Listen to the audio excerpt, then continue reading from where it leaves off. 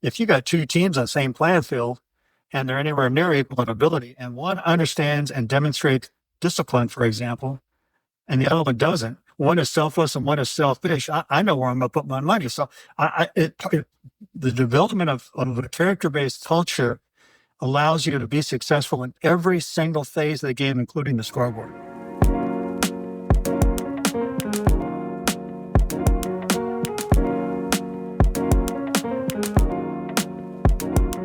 All right. Couldn't get enough of Bruce Brown in one conversation, so we brought him back for another one. Bruce from Proactive Coaching. So Bruce, thanks for joining me again for another conversation. Rob, it's always an honor to be with you. Yeah. So I've been reading your stuff a lot recently and just finished your pamphlet on motivation. And we've been doing a lot of research around here on motivation, so thought it'd be a fun conversation. So let's just jump right in. You wrote a short book on motivation. I'm curious, tell us about when you wrote it, and then just kind of the overall, when we're talking about motivating athletes, what are your kind of high level thoughts? I wrote it because I said it myself. I think we all start off coaching as we were coached, and we use motivational principles and styles that our coaches used with us. My coaches came right out of World War II. So, and I love those guys, but the motivational styles, like when I became a coach myself, I thought I need to find a better way. And so I asked a lot of people who I respected, and I tried, what I found out was it's really one of the keys to success, excuse me, is to understand how you get people to do things in a way that they're going to create success on your team, but they're also going to enjoy it. How to do difficult things and still enjoy it. How to do things that are not inherently fun and still find joy in them. So that was the principle of that. So as you dove into that and learned, what'd you find? How do you balance those, the hard, the difficult, and having fun and staying with it, really? Well, first of all, I don't think motivation is a complex thing. It wasn't for me. Yeah. I think one of the things I tried to do as a coach and as a teacher was to take things that are basically complex and make them appear simple. And so I even found myself doing that with my own coaching style, my own life, is trying to say, these are complex things. Can I simplify this in a way that I can understand it, first of all, and that the athletes can understand it? I think the balancing thing comes down to the best coaches. I think the most successful coaches are what I call positive and demanding. Tough, nice. You know what I mean? They're demanding. They have very high standards. They hold you to high standards, but they do it in a way that involves a lot of care. If you think about the best teacher you've ever had, if you think about, that kind of comes to mind right away. If the best teacher you ever had, and I would guess that she was tough and nice. She demanded your best, but you enjoyed being there and enjoyed doing it, and you got a lot of fulfillment out of it. So I don't think motivation is any more than just deciding what's important for team success. Me as a coach, deciding what's important for team success, and then finding a way to make those things important to the athlete. How do I take those things, be in great condition, and make that important to the individual athletes? So that's kind of in a nutshell what I found. How do you think, you alluded to it a little earlier when you're talking about you were coached by the World War II guys. So I got into coaching in 2007 and coached till 15 or 16. And I feel like I saw kids change a lot even in that time. Do you think how we motivate people has changed over your career, or are people at the core the same? I'll answer that by telling you a quick story. I was speaking on the same stage as John Wooden in 1990, I think it was 94, down at Fresno Pacific. He was, I don't know if it's 90, no, it was after that, but he was well after that because he was 94 years old. That's what it was. And after we were done speaking, we were sitting on a stage answering questions, being interviewed by TV and newspaper. And we were sitting on the stage next to John Wooden, who got going, hey, here's what I think. So I'm doing a lot of listening. And somebody asked us, how much have kids changed in all your years of coaching? And Coach Wooden said this. He said, kids have changed very little. They're all born good. But our society has changed dramatically. And now more than any time in my life, he's talking about himself, now more than any time in my life, we need more people outside the family walking alongside of our young people. And I didn't see anything after that. It was like, that pretty much did it for me. I'm not sure that kids have changed. I think society has changed dramatically. There's a lot more distractions. There's a lot more immediate gratification available to them. There's a lot more, just society has changed with all kinds of, there's other things they could be involved in. There's a lot more things they can be involved in very easily without failure in a lot of cases. Yeah. I think there's a lot more, just awareness of opportunities, which in itself is not a bad thing. But actually, I somehow stumbled into a podcast with your partner, Rob Miller, was getting interviewed. And he said one of the two biggest challenges of modern athletes, he talked about social media and the distraction that provides, and the that in itself at times can turn into a motivator, which is, I would say, not a good motivator.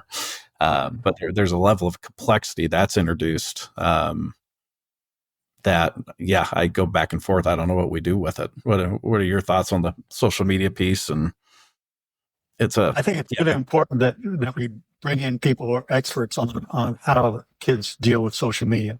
Yeah. I just think that I'm not an expert on that at all, but there are people that are, and how they are wise in their decision making, and how much they're involved in it, how much they personally post, how they react to things, or how to remove themselves from situations like that involve confidence cutters. People that don't have the guts to play in the first place, but have enough guts to sit in their basement and criticize them. So how do you deal with that? I think we can't leave that to chance. It's like any other part of coaching. You've got to be intentional about that. Yeah, I like that term, confidence cutters. And I'll give you a few opinions to react to, but I've wrestled with it a lot in my role as a athletic director at a university, because it's where the kids are. So do we avoid it, or do we lean into it? Do we try to disallow it? And we've kind of tried to meet in the middle, where if that's one of the places they're going to build community, we try to make ourselves part of that and make it healthy. I don't know if it's working, other than it's getting interactions, but it may get them on their phones even more. But I also go back to a story where my first year coaching, tell you more than you want to know about an average college baseball career and myself. But I played my freshman year somewhere, didn't do well. Actually, a lot of different reasons, but at the core of it, I didn't know how to deal with lack of success. Ended up quitting for a year in college. So I didn't play baseball my sophomore year of college, and coached at a local high school C team. And it was illuminating to me, number one, how much I enjoyed it. But if a kid was having a bad day, unless he was throwing a fit and a temper tantrum, only me, him, and his mom probably knew. But when you're that player, you feel like all eyes are on you. And that actually changed my career, because I could go enjoy it without feeling that pressure. But I think social media now amplifies it, because we're broadcasting our lives to the world. So when you have a bad day or whatever it may be, you feel like everybody knows, and it creates this sense of insecurity. It's almost demotivating in some ways. Absolutely. It's there. We can't ignore it. So I think we need to be intentional about what we provide for our kids to get through it successfully. Mm-hmm. So want to dive into kind of last year and a half, like I alluded to earlier, we've been doing a lot of research at Friends on motivation. And a little bit of a background for people listening. We've written about it some on our Substack. But we do end of the season player evaluations where they're totally anonymous. So other than sport, and by that we also get gender, but we just asked last year a high level question of what motivates you to participate in your sport.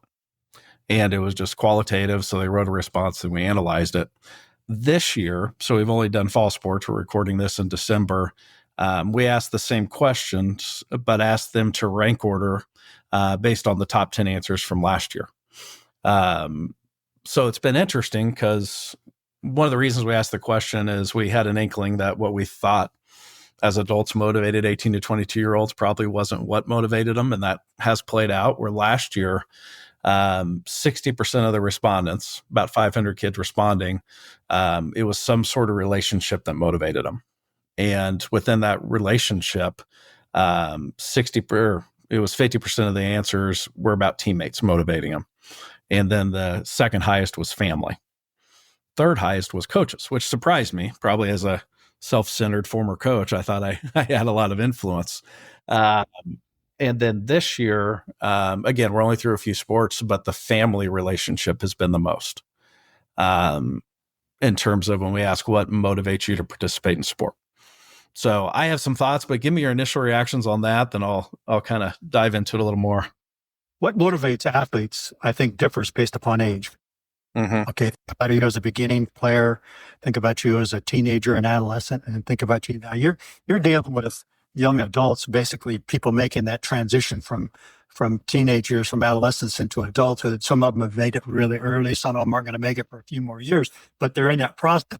There's also and most of the time, the athletes that reach the level that you're coaching or that you're at with college are kids who are pretty self-directed and self-motivated anyway. That's one of the things that allowed them to get there. So they've already taken stuff that they learned about motivation and they've been able to apply it to themselves. That's what good coaches do. Good coaches provide the energy, they provide the vision, and they learn each kid's story and know how to motivate all kinds of different kids. But then once the athletes become motivated, there's a tendency for good coaches to kind of step back and give the athlete ownership of that motivation. And so I think a lot of the people that you've got are at that stage where somebody has taught them how to self-motivate and how to start their own engine and create that own energy. Another thing too about your age, when I think about people relating back to families, for a lot of these kids, they couldn't wait to get out of their house.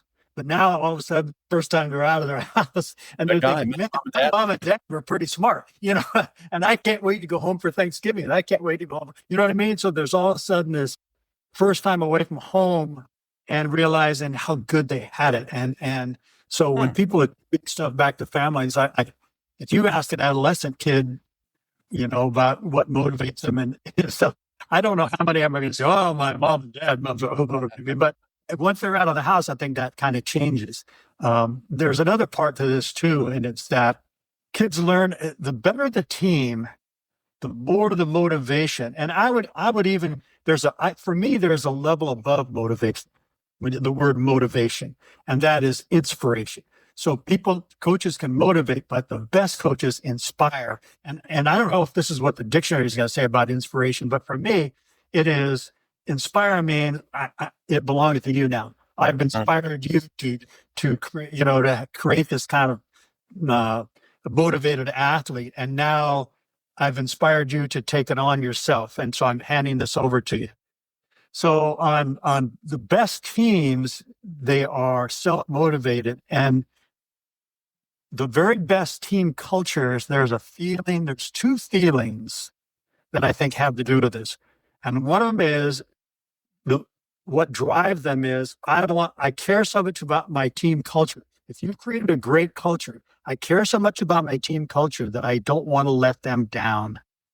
And that's what you're saying. It's a relationship piece there.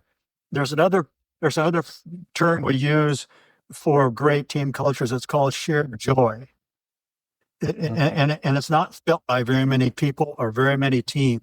Shared joy is something that you have built something you're so proud of. It's the good side of pride. The bad side of pride is arrogance. The good kind of pride is shared joy. And shared joy is a feeling that you only get on highly disciplined, intentionally created teams. And when I teach this to athletes or even talk about this to coaches, I'll say, shared joy is when you're in the locker room at the end of a game. And sometimes you're looking at each other, great big smiles and laughter. And sometimes you're looking at each other through tears. But there's a feeling in that locker room that nobody else on the outside will ever understand, no matter how big of supporters they are. Only that inner circle of people who've committed to that culture will understand how hard they've worked to get there. And there's a shared joy that comes that isn't felt by very many people. And so that's kind of that shared joy. Once you feel that, I think it inspires you to try to recreate that wherever you go. And so coaches have felt that way as athletes, recreate that culture of a collective responsibility we've got to each other. Individual responsibility, individual accountability is great. The second level of accountability is we're accountable to each other. I'm accountable to come every day energized. I'm accountable to come every day prepared to learn and locked into our team's values. So that's, I think, culture that coaches are in charge of working with their athletes to create an intentional culture.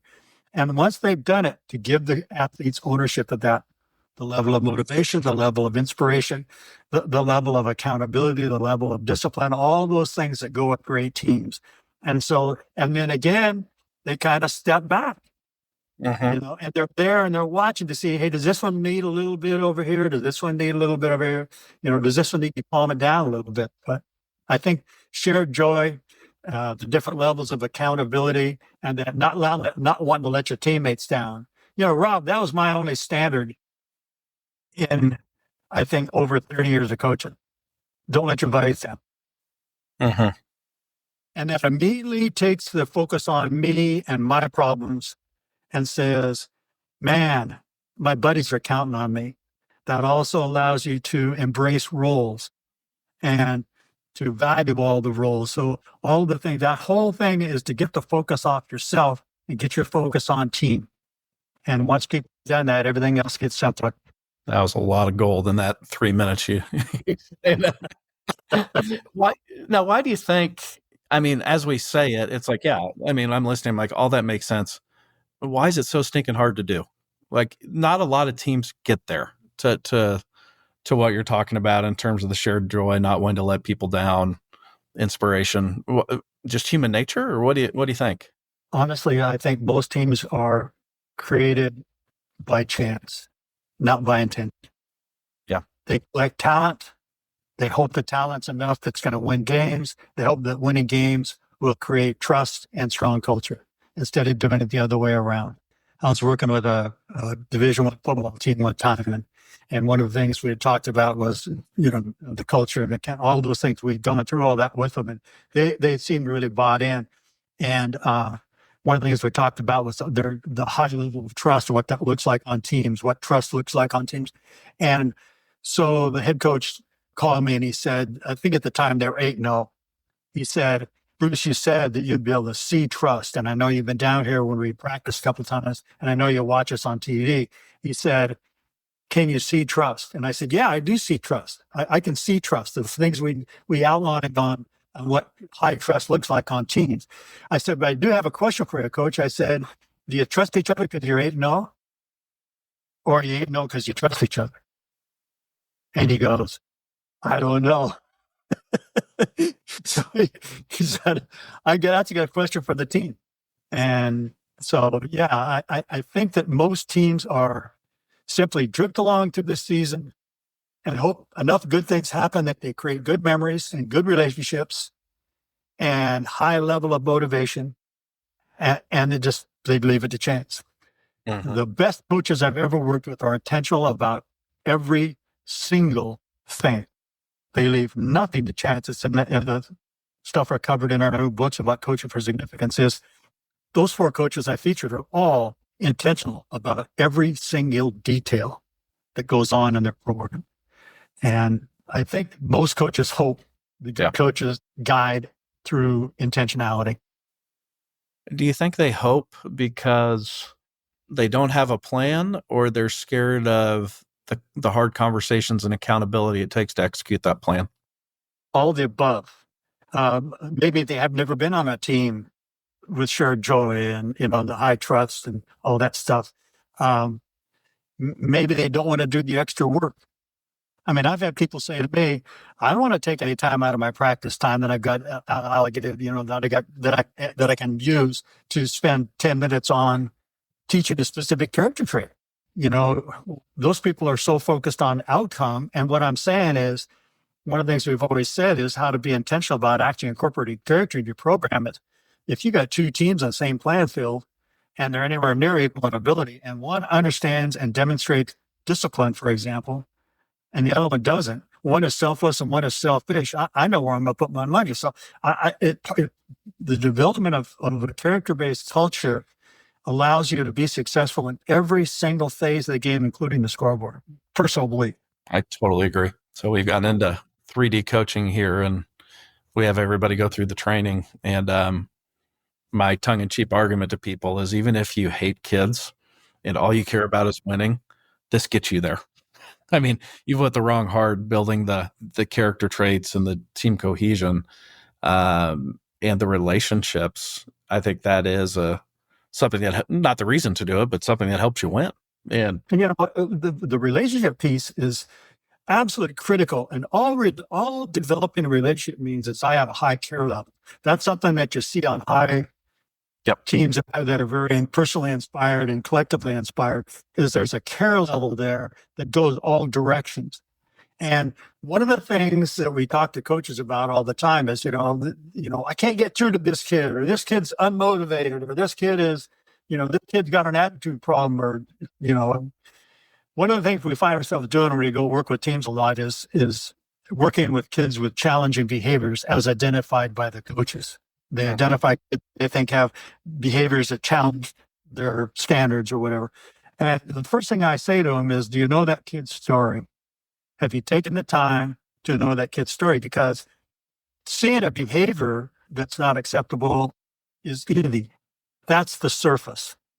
Understanding why that behavior exists means you've got to go under the surface a little bit. You've got to spend more time there's something in that kid's story that's creating that behavior.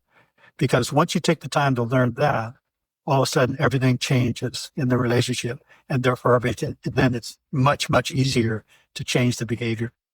Let me agree with you. Let me push back a little bit on a practical level. You have a roster of 130 football kids. What's the strategy of knowing on the personal level how to deal with those kind of situations? They all have a position coach. Yeah. Okay. And if you're in a situation where you don't have enough position coaches, then take your senior culture keeper leaders, and they create the relationship.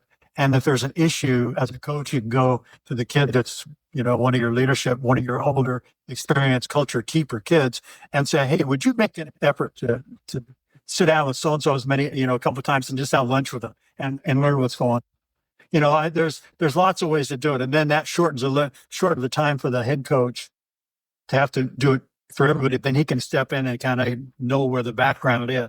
But I don't think there's any excuse for not knowing every kid's story. Yeah. I don't. It's because it always makes it worth it. Yeah. And I think it goes back to the intentionality piece and leaving nothing to chance. It takes a lot of planning and hard work to do that on a big roster. And it's so different. It's so different, Rob, than, the difference, like I said, my World War II coaches, because I said so, because I'm the coach. And that's not a good enough why. So you raise that level of trust, you raise that level of relationships if you have a good why for everything you've done. And that gets back to intentionality, and the better why you have, the easier it is to build trust, and the easier it is to resolve problems. The better why you have, the more easily accepted your decisions are. The kids pretty soon go, you know what? Coaches thought this through. I mean, when I was writing about those 4 coaches, it was really hard for any of the athletes to question anything, did you? Because no matter what they brought up, they thought about it so long they have a great why. Mm-hmm. Stop. Just listen and learn. And so it's kind of done what the other one did without having. It's kind of done what, because I said so. It's kind of done that, but done it in a way that says I care. That's good stuff. Well, I think that's a natural spot to write up, and I want to give you a chance to tell everybody about the new books you just put out. I'm halfway through 2 of them, and they're phenomenal. So tell everybody real quick before we wrap up. They're called Coaching for Significance. I chose 4 coaches. I've been around because of our travels and the chance to meet people. I've been around hundreds, maybe thousands of people who I would consider coaches of significance. It's impacting kids for life. It's not just impacting them for a season. It's how does that happen? It is creating better men and women through sport. It is significance. The whole introduction is about significance and what that really means. It's to think beyond success and to think about significance. So for me, I chose 4 coaches who I admire myself. I chose Pat Summitt, And I chose Dick Vermeil, the football coach who just got inducted into the Hall of Fame. I chose two coaches that are currently still coaching, Heather Tarr, University of Washington softball coach, and Tim Corbin, Vanderbilt baseball coach, who we worked with for over 10 years, both those last two. So I know them pretty well. And I was going to write the book based on interviewing and what I know about the coaches. And although Pat Summitt has passed away, I've become good friends with her long-term assistant, Dean Lockwood. So I was going to kind of do it through Dean. And I did interviews with all four of them. And then I thought, you know what? It's especially for the ones that are still coaching, it was difficult for them to talk about themselves. It was really difficult for them to go, well, here's what I think. And so I shifted gears completely and wrote it through the eyes of their players. And I purposely asked them to get players from different segments in their coaching career who had different experiences and stuff. So it wasn't kind of a duplicate thing. And then I asked them a series of questions. Describe coach's leadership style. Why did they win? What set them apart? What kind of a motivator were? I asked a series of questions and let the players answer. And it was better than anything the coaches would have ever said about themselves. And I think more enlightening. And what I was really trying to do, Rob, is to not everybody can have Pat Summitt's personality or Tim Corbin's personality or wisdom and that kind of stuff. But one of the questions I asked them is, what did these coaches do that any coach who cared and really wanted to impact the profession and impact their athletes? What did they do that any of these coaches could do? So hopefully what we're trying to find out is to help coaches who are already at a high care level, give them some tools and some application pieces that they can say, I can put that into my coaching style. I can put that into my leadership style. I can be more intentional about that. So that's kind of where the book is. And I'm not, it's a book that is more driven more by mission for the coaching profession than it is about money. So yeah, listeners, I didn't tell you I was going to make you describe the book. So, but I'll put a link in the, we're not even going to put it on Amazon. I'm just going to sell it off our site because we have almost 1 million followers. And so people that have followed us have already are kind of in line with us. I'm not trying to change somebody from being a knucklehead coach into being a brain coach. I'm just trying to take people who already care about the profession and say, I think this will be fun to read. Right on. Well, if anybody's interested, I'll put a link in the show notes to where you can see those books and all the other stuff Bruce has put out. So, Bruce, thank you for another conversation. I feel just learned a ton from you and appreciate the work you do. Rob, anytime. I appreciate you, my friend. All right. Have a great day. All right. You too. Thank you for listening to another episode of Beyond Coaching. Beyond Coaching is a podcast developed and produced by the Impactful Coaching Project with the support of Friends University. The Impactful Coaching Project seeks to develop coaches that coach the whole person and is the thought leader in coaching the 21st century athlete. The Impactful Coaching Project produces training, information, and research to help coaches improve. To see more information, go to impactfulcoachingproject.substack.com. Thank you.